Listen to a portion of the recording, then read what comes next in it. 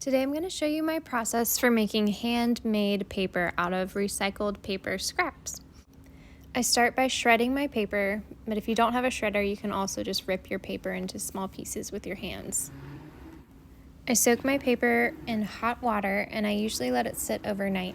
Depending on what kind of paper you use or how small your scraps are, you may need to have it sit longer or it may not need to sit very long at all.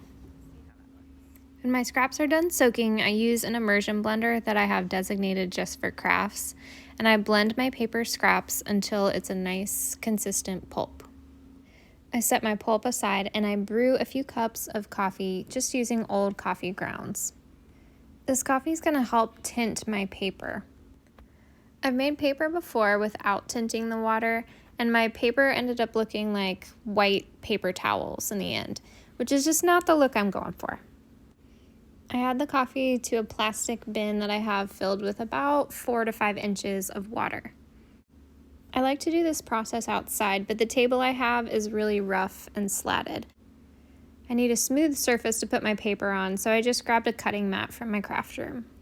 Next, I grab a thin, smooth cloth and I lay it out flat. My paper is going to go on top of this, and what I have here is just an old curtain that's been cut up into strips. Next, I add about 2 or 3 cups of my pulp mixture to my water. The amount you add will depend on how much water was in your pulp to begin with. And every time that you make a sheet of paper, you're going to have to add a little bit more pulp back to your water. I want my water to be nice and cloudy so that I can't see through it. The main tool you need for paper making is going to be a mold and decal, like I have here.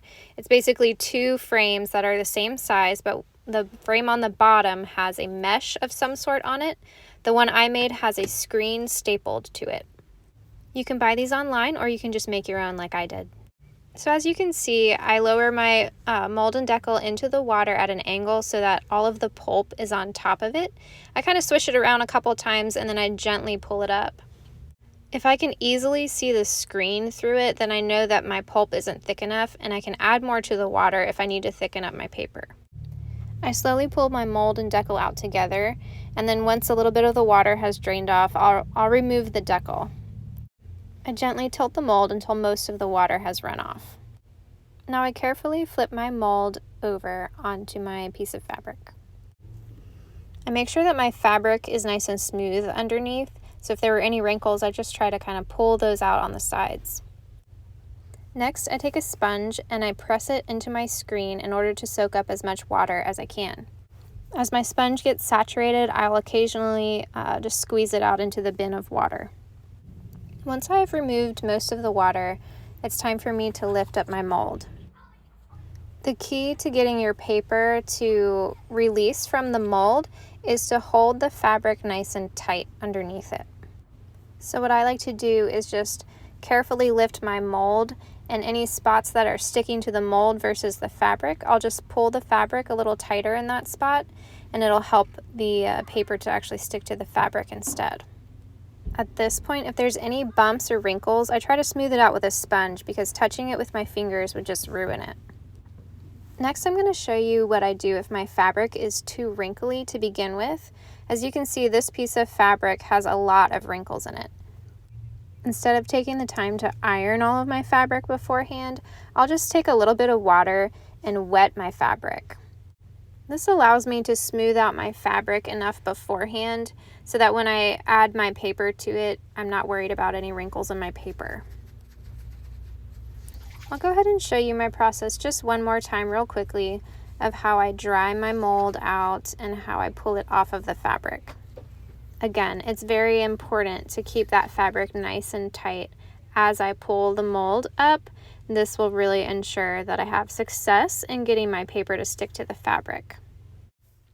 I like to do this process outside, mostly because it's messy and also because I can get my paper to dry pretty quickly in the sun. I will warn you though, make sure it's not too windy of a day or your paper is definitely going to blow away. When my paper's finally dry, I get to do the most satisfying part of this entire process: to separate the paper from the fabric. Now to separate it, I usually start by just peeling up a corner, and I try to get the entire edge off first because especially if it's thin, it will easily tear.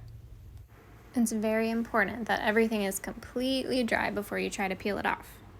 Oh yeah, look how satisfying that is. I like to use this paper in my typewriter, or I'll use it in my printer. If you use it in your printer, I would suggest cutting the edges so that they're nice and clean. I've tried to print it with the edges rough and it ended up jamming my printer.